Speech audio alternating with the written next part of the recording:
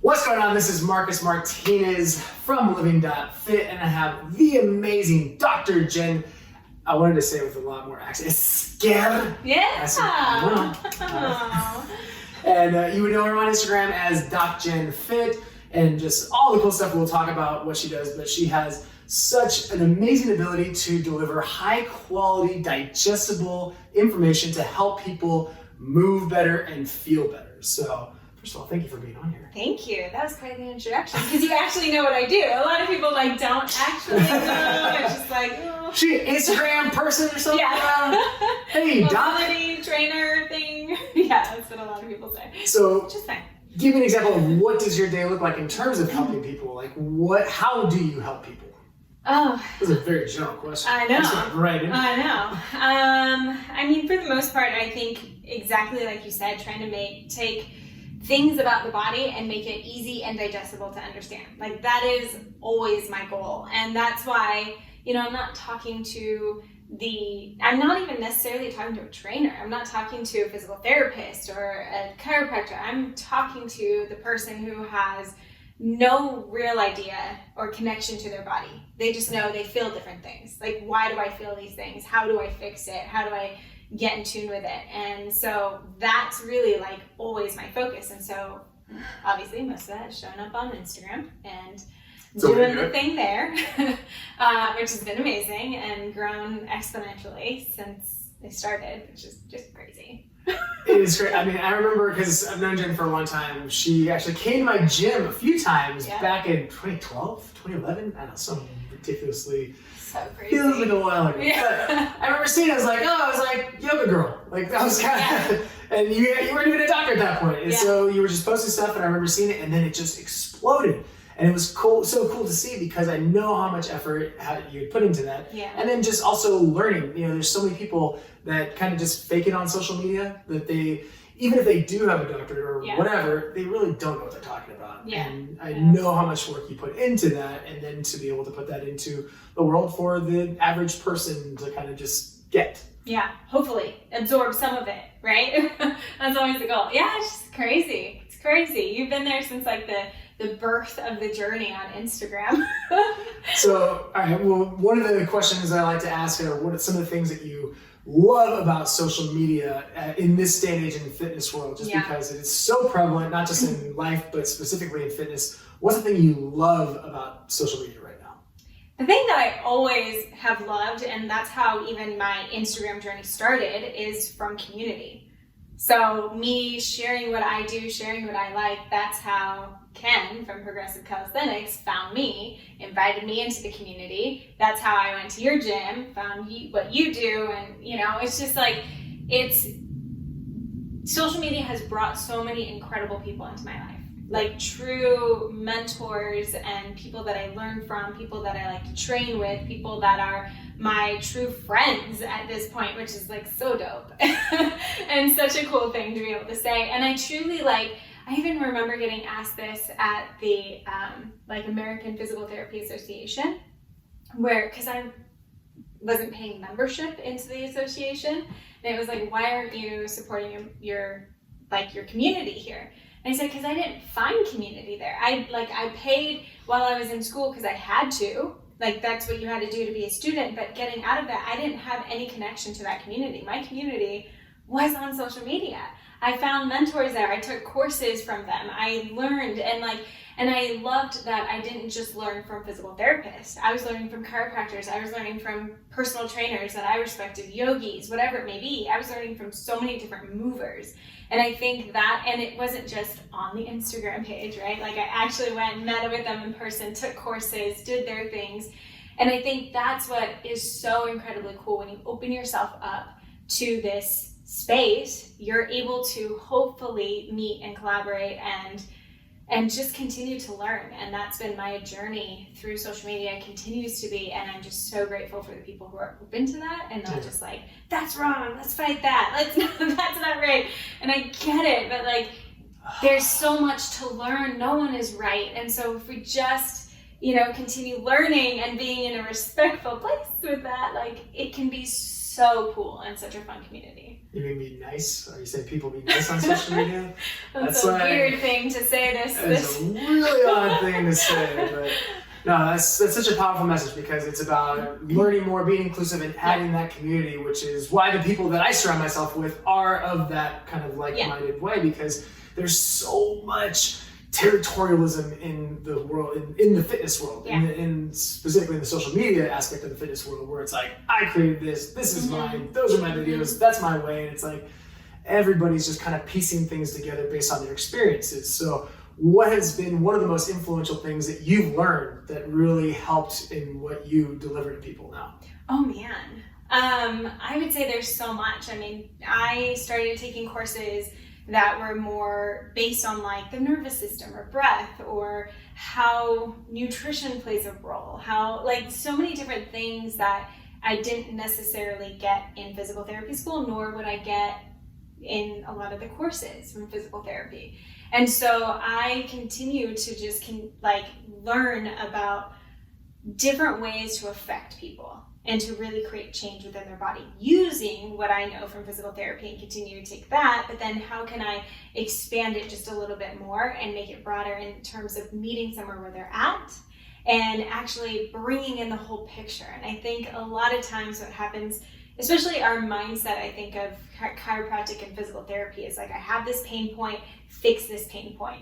And it just doesn't work like that, right? Like yes, you're feeling pain there, but that doesn't necessarily mean that's the cause. That doesn't mean that that is the root of the problem or why we need to just look at the shoulder. So we need to actually take a step back, and not only in your entire body, but your environment that you surround yourself with too. And I think I gravitated more toward people who were open to looking at that whole picture. Call it holistic, call it whatever you want it, but that's where I really started to kind of find mentors, find people who were doing it different. I remember even before I graduated meeting like a chiropractor and other physical therapists who were treating clients on their own.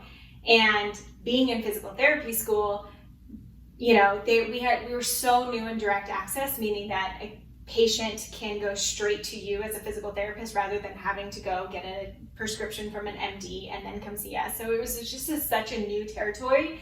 I remember even sitting in school and asking our professor about this when we were in our quote-unquote business class, which wasn't really business class, and saying, you know, I'm meeting these chiropractors and physical therapists who are doing their own thing. Can't we do that? Like, we don't have to work or create our own outpatient facility, or we can work individually. And they're like, no, that can't happen.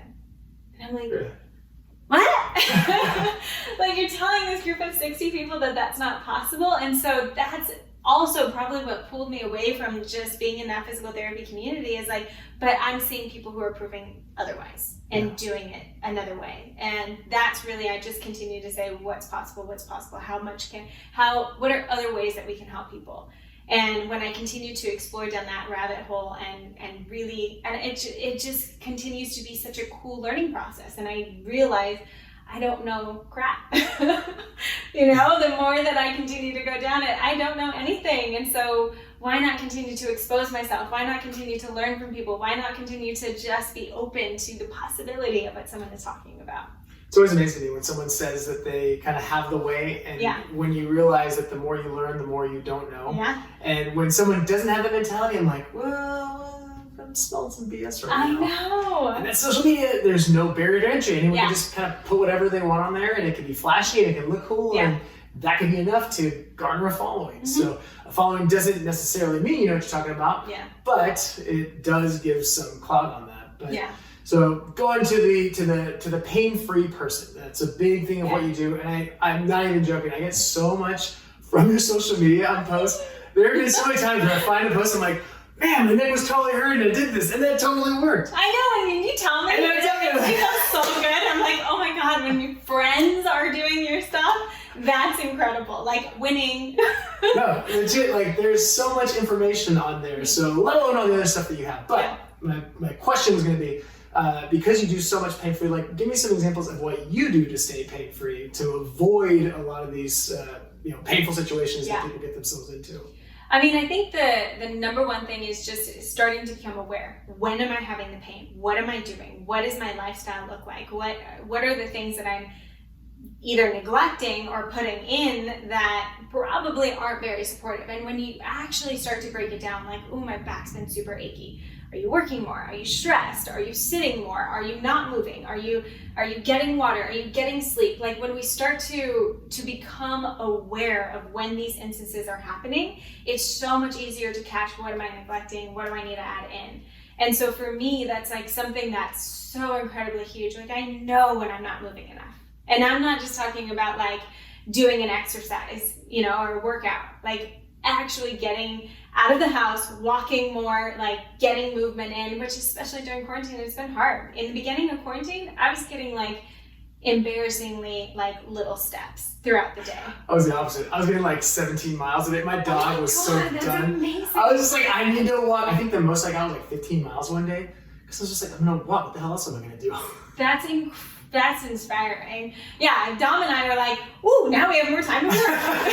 So we just like dove into all these things that we weren't getting to before, and there's no events to go to. There was nothing outside. So it was like, I found myself not moving enough. And again, outside of the workouts, like me not just tending to my body, getting outside of the work, getting outside of the house, getting into sunlight, nature, like fresh air. We don't do that enough, and I feel like it's not talked about enough as a self-care practice, like just getting outside. It's fun. It's so amazing to me that you can physically feel the effects of it. Yeah. You can physically feel how good you feel after being outside, being in fresh air, and having sunlight. And we don't push that. We don't push that. I feel like that's just become a thing recently. Yeah. It's usually like, well, and I appreciate all these things, like meditate and get water, and yes, but also get outside, like move your body. And people, and I think especially when they're coming to my page, it's like, what is the one stretch? What is the one exercise that's going to make it all go away? And I'm like, oh, I can show you all the things. We can do it all, but it doesn't mean that it's actually going to do anything unless you actually start to shift and become aware of when these pains are coming up. And that is, I think, the greatest gift that I can bring someone is awareness into their body. Because I'm not fixing, I'm not healing. I can bring awareness into movement, but awareness into your own body as to when these pains are popping up, why they might be popping up, and what you can start to do in your own body that can start to create and shift and create change. That's all we're doing. If we're taking away pain, we're shifting and creating change. That's it. Awareness is so critical. Think about how many people, don't know that they shouldn't feel that way. Yeah. They just kind of live with it. They don't realize it. Or, and I throw myself into this, where it's like, oh, something hurts, and I totally didn't even think about what has happened the last few days. Yeah. So to get people more aware, what's an example of how you can get them more aware in that moment? One, acknowledging, like, what have I been doing? Have I been sleeping less? Have I been getting the nutrients in my body that I know make me feel good? Like, we just know what makes you feel good. What makes you She means beer. That is exactly where I'm going. Extra gluten beer. So, and then just like really acknowledging that and being real with yourself. Like, it's not just, oh, I have to work and I have to do this, but like, okay, and like, have you been sleeping now? Have you been getting outside? Have you been moving your body? Have you been neglecting these certain stretches because they just don't feel good and you'd rather do these other ones? Or whatever it may be, like, what is it that you've truly been neglecting that you can be real about? And I think the moment we start to acknowledge just one of those, like, it doesn't have to be all of it, right? No one's gonna suddenly get all this sleep, drink all the water, put all the nutrients in, move all the ways that they've been neglecting. Like, it's not gonna happen, but to pick one thing that you can start to say, I'm acknowledging that I've been neglecting this, and I can start to add it back in. That's perfect advice. Just give them something simple, something digestible. Exactly. Like I started this with, something easy to be able to do, so there's no barrier. Yes. And that's going to set you up for better success. Like, oh, I can stick to this. Oh, I can add this in. And even if it was a stretch, like one of the greatest ones that I love is like, okay, before you get out of bed, can you do just like a couple open books where you're laying on your side, you hold onto your top leg, you reach forward, and then you reach back and you just like open your chest. Feels good just right there. Yeah, even just standing. So that's when you start the day? Start the day before you even get it, because you're like crunched in. And I don't know if anyone's like me, but I start the day super freaking alert. Like, I didn't get this done last night. You wake up just fight or flight? I do. It's I'm bad. ready to go. It's sometimes it's bad because I'm already like, oh my God, did I send this out? Oh my God, did I do It's poor Dom. But your Dom's talking about gratitude and just like wake up and I'm it's like, did you send this email out? Okay, so you to combat that, yes, you immediately go into some stretches. What are some other things? And I'm so intrigued by morning rituals, morning routines. How some people, like I was just talking about this with Aaron, and Aaron's was like 3 hours long, and mine's like 6 minutes, and it's like seeing everything in between. So I'm so intrigued by this. What's your morning routine and kind of how you start the day typically? Yeah, I mean, first of all, I gotta be real. There's no consistent morning routine for me. Hey, that's as real as it gets. Yeah. That's most people. It is most people. And I don't like to make people feel guilty for like what you should be doing. I think we already have that so much in the world of I should be doing this, I should be doing this. And it's like, can we just erase all of that? Because it's not going to help you actually start anything effective. So my thing is always going back into like, again, what have I been really neglecting? Water in the morning is huge. I will say I've been neglecting that, and I've been doing coffee. I'm just going to sit here and be real. The first thing you drink coffee, even though that's like one of the worst things you can do. How good is that feel? Oh, It's we just like have the been like putting, there's this like fake herbal coffee. Fake herbal coffee. Yeah, so it's like coffee taste, but it's not really. I'm sorry. And we've been You lost me, but okay. been mixing it with like regular coffee grounds so that it's like at least not super caffeinated. But it's still not water. So the things you're neglecting and then... Yes, so if I could get more water in, 100% that'd be great. But yes, the stretch first thing in the morning, something, whether it's like opening my hips, opening my upper back, something that gets me to breathe into it. Because usually if you're going to be stretching, you're going to be slowing down your breath as well. So automatically, for me especially, going into that fight or flight first thing in the morning, if I can switch and go into a slower type breath pattern, I automatically start to shift and bring the intention into where I'm going for the day. Sunlight first thing, so even if it's not getting out in the morning, but it's like opening the window, opening the blinds, and getting sunlight on my face, or some kind of light, natural light, right? Not just like computer screen or phone screen. That's like a great way to at least start to like sit there for a little bit, feel it on my face. Like the first thing I do is open the blinds. I just want sunlight. And then I usually go right into everything. So you have a 2.5 minute routine. I know, I know. But that's good. I think that's good because I think we've gotten into this world where it's like you wake up at 4 a.m. and you have this insane routine. Which for some people it is necessary. Did you talk to Dom about his night routine? I did. Oh, I can tell you that. We're going to talk about night routines too. But we have this like, you have to do this thing to get your day started, and then people feel either guilty that they didn't do it, or they put so much time into it that it like takes away some of their most productive hours, which for me are between like 5 and 8 a.m. Yeah. Like, that's when I can like get more work done than an entire day's worth. Yeah. And I think that's important to acknowledge and realize, like, it just has to be what is working, what is not working. And it's not what is good, what is bad, what is right, what is wrong. I hate those terminology usually because it automatically puts a judgment on something. So if we could just shift out of that and say, what is working? Like, is staring at my phone and being on that for an hour first thing in the morning working for me? Is that actually being productive? Maybe for some people, maybe not. Is getting out of bed, doing some mobility, does that work for you? Do you feel something different? Great, then that's what you should be doing. And so if we can go back into this language of like what's working, what's not working, not what is right or wrong, good or bad, because then you put that automatic like brick wall against it, or you fight someone on what is right and what is wrong, right? What works for you, and that's it. So of the things you post and what people will come to you and your clients and all that, what would you say is predominantly, I know you see everything from everyone, but what is predominantly the thing that people come to you for, the thing that they complain about the most? Virtually or in person?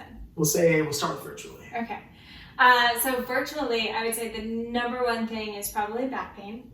Yeah. That's a huge one. Oh, as you said. My posture is the result of neck pain, but yeah. So a lot of people, that's like the number one thing, you know. And obviously, there's all these little things, but that's like a big one. And then some people move throughout their days without even realizing. Like you said before, you know, it's like there's so much other stuff going on. I'm just going to neglect that I even have this because I don't have time to think about it. And I think, you know, we have to stop again searching for the one answer. You can scroll my page, and I promise I have so many back solutions for you on there. And also you get to like become aware. What are you neglecting? How can you add it in? How can you pick one of those little exercises from a whole routine that I show and just start adding that one thing in, you know, like just, and then the breath is so like, that's key in person or virtually where I try to draw people. The hardest thing is virtually because that doesn't look sexy. That doesn't make sense for me. Yeah, exactly. It's just like, how would that help me? But the breath is truly, if you can start to just get longer exhales, shorter inhales, breathe in and out throughout your nose, more so throughout the day. Put your hands on your low rib cage and just feel like, does my rib cage even move as I breathe? Not just the belly, but like, does my rib cage even move? And when we start to just shift into these small practices, so I usually tell people like, give me 5 minutes a night. 5 minutes before you're already laying down, you're in bed, you're gonna place your hands on your rib cage, and then you can squeeze the rib cage too. Does it move? If it isn't moving, this is where you get to put your focus in, right? Is your neck moving? Is your shoulders rising as you breathe? So breathing in like 4 seconds, breathing out 8 seconds. And I've had clients who are like, oh my God, I fall asleep like this. I'm usually stressed and in pain. And it's like, oh, look at that. Your pain like can turn off. And if we just start developing these like small, it's like the easiest stuff, small little practices, it can really start to make a huge difference in your body. How connected is poor breathing habits to pain, to physical pain? Everything. I mean, the moment, I think one of the coolest things that like Brian McKenzie had said when he put on a training mask, one of the first things that it made him do was automatically sit up, and he like collected his spine. And he was like, how cool is that? Like the moment that you address what you bring awareness to the breath, it automatically stacks you and aligns you. And a lot of people are resistant to that. I would say in my world, a lot of people are resistant to like perfect posture and alignment. It's not about that, but it's how can we make efficiency within our body? And if being here like just doesn't create an efficient breath pattern, obviously I'm going to get different aches and everything. And so if I automatically sit up and now I get this free flowing air, I can breathe in and out through my nose more easily. I can use my diaphragm and expand from my rib cage. 100% pains are going to reduce. Inflammation is not going to be as high. Your body's actually going to get the oxygen that it needs. You're going to be able to tolerate higher levels of carbon dioxide because you've been breathing in and out throughout your nose, which increases your tolerance to stress throughout the day. All things start to get better if we just use this more. So don't hold your breath. Don't hold your breath. Breathe. Breathe from your nose more often. Like, if people won't even realize too, and it's something that I've had to catch myself on too when I really started to be more conscious and aware of my breath, is like, am I doing dishes and like this? You know, or watching TV. You're a mouth breather. That's my favorite insult now. Thanks to Stranger Things. It was like such an 80s, like, oh, what is mouth breather? And then you think about it, and like my son started saying that, and I'm like, you know why? Because you look like a freaking ape. You look like a Neanderthal. Yeah. Like, close your mouth. You won't even notice that it's just like a little bit open. And so now if Dom is ever like, and I'm like, in a nice way, okay.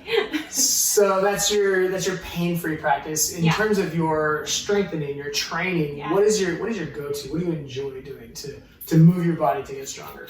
I enjoy so many different types, and I get bored easily, so I like to mix it up. But Could you try again? Well, Siri heard that. I swear, Siri is so jealous. Like anytime I'm just talking, I'm like, look, Siri, I'm having a conversation. I need you to. Always listening. Man. You think a timer is useful until they get your entire story. You know what's going to happen? This podcast is going to be out already. It's already going to be out. We're going to look online and we're like, how did that happen? Siri beat us to the freaking gun. Anyway, so you have training ADD. Yes, exactly. And I like to mix things up, which is also why I like HIIT workouts. They're quick, they're fun, they're effective. I put a little, so my HIITs are always like something more cardio-based, something more strength-based, something more cardio. So I don't like to do like Tabata type workouts. That's a little, unless I'm going to do like a 5-minute type thing. Yeah. You know, but so I like to do that like 20 to 30 minutes. I feel good sweat. I feel still like strong in my body and all of that. But I love to lift. I taught Pilates for 6 years, so I love to do Pilates. Honestly, everyone looks at me and think yogi. That's probably the thing I do the least. That's so funny.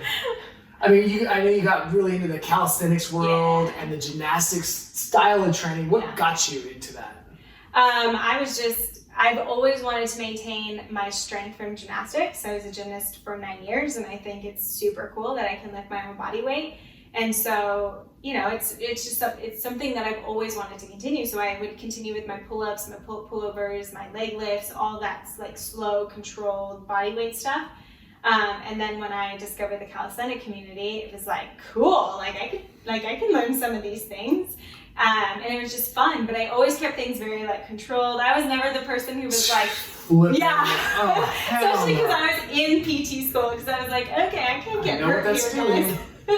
So I would just be like the person who's doing like the slow presses and like, but it was cool because I got to get a lot of that kind of strength back. And then I discovered acro yoga because I saw someone doing handstands on someone's hands, and I was like, I can do handstands on someone's hands?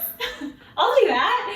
And it's just like, it's been a cool thing, not only for the community aspect, but continuing to explore what's possible within the body, and continue to overcome those doubts of like, I can't do that. You know, like, oh my God, that looks scary. I won't do that. And then, lo and behold, I can. And here you are. Yeah. So let's look back 5 years, 8 years, even 10 years.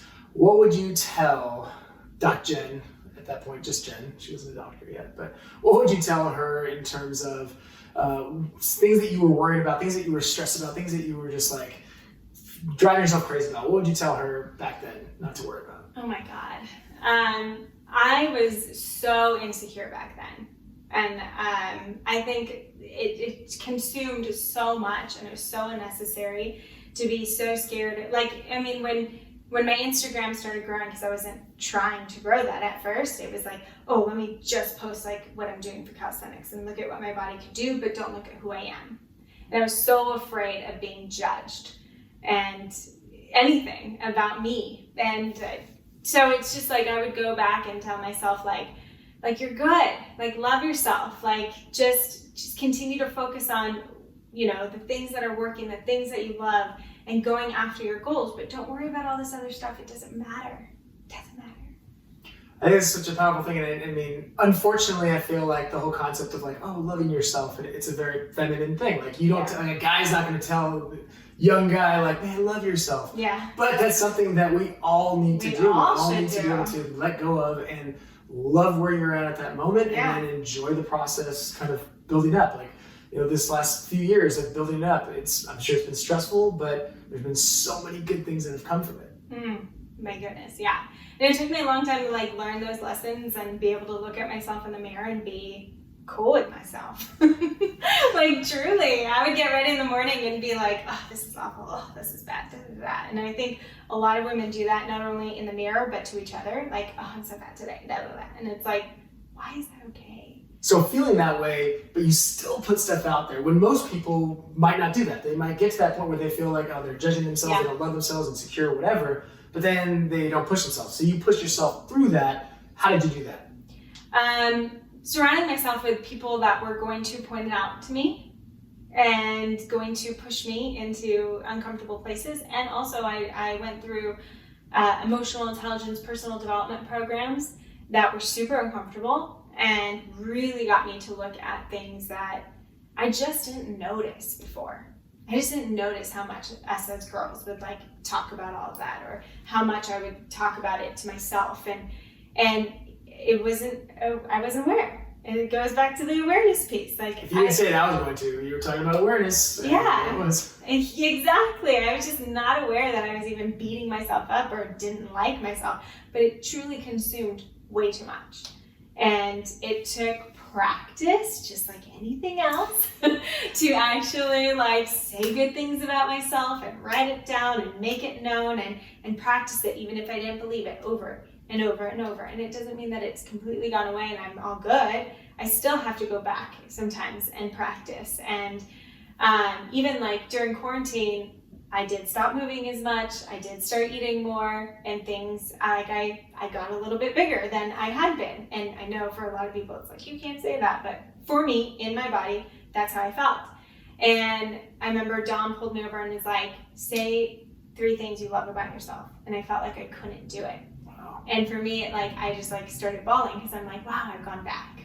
Like, if I can't even like be here in my body and say that, I've gone back. And so it was just this realization point of like, okay, what am I going to do? What am I going to add back in? What am I going to, like, what kind of affirmations am I going to tell myself every day to get back to where I was? And it's that acknowledgement and that awareness piece that we keep coming back to, and it applies in any area of life.